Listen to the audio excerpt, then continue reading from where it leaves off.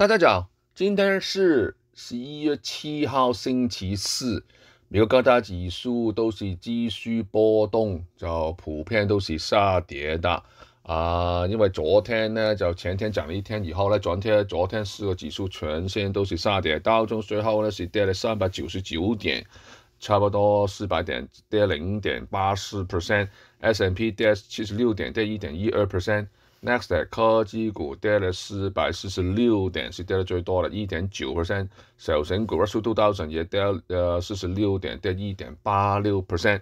來到今天呢，就現在都是開盤的時候呢，就一直慢慢掉下去。然後道瓊斯最差的時候呢，曾經掉262點，這個指數呢，今天的話呢，可以說呢就是第二天的下跌了。今天呢，這個科技股呢，都還是再度成為這個拖累的這個焦點特別呢，現在市場呢，一兩個星期都是擔心對於這個經濟的前景美國是不是會經濟衰退或者這個科技板塊，特別是 AI 股值會不會過高的這個擔心越來越增加，所以投資的情緒呢就越來越小心和謹慎，所以呢，這個禮拜的話呢，可以算是這些指數，特別是科技股呢，是4月份以來呢最差的單週的表現。然後都是標普500、S&P 跟道瓊斯都是同樣的這個下跌的壓力。昨天呢 Nasdaq 呢已經跌了差不多 2%， 今天呢現在已經大概是差不多這個走向。所以今天看得到了這個Magnificent Seven Magnificent Seven 美股七雄呢，今天都是焦點呢，就拖累這個股市。現在比方說 TSLA， 他們這個股東裏邊呢，股東大戶裏邊呢，終於批准了 CEO Elon Musk 呢就這個高達1個 trillion 的這個 salary 薪酬方案以後呢，都是繼續下跌。代號 TSLA 428.9塊，跌3.8%，今天曾經最低跌到423.4塊，跌了差不多接近7%，6%。然後呢，就 NVIDIA， 現在是報179.5，跌4.5%，差不多現在呢是這個探底然後 Microsoft MSFT。今天跌得沒有這麼多，494.7毛9，跌0.5%，但是呢，看來呢就會創下了2011年以來最長的連跌的記錄。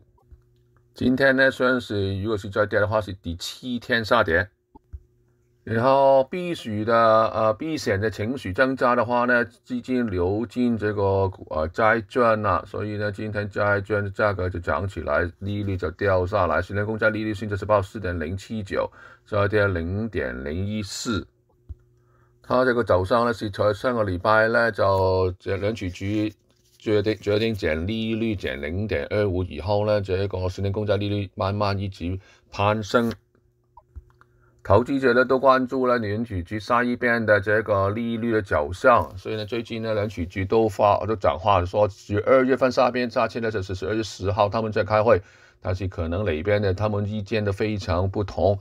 現在減利率的可能性呢就沒有先前這麼高，只有72%。是在這個利率期貨市場反映出來的，特別呢最近呢，他們都因為政府停擺了，沒有的這些，比方說非農就業報告GDP 都還沒有出來，所以聯儲局呢對於這個下期開會呢有多一點的變數。現在政府停擺了，現在他們說呢會再開會，差不多這一邊的投票呢，再投票會不會再繼續停擺，是15邊的投票的啦。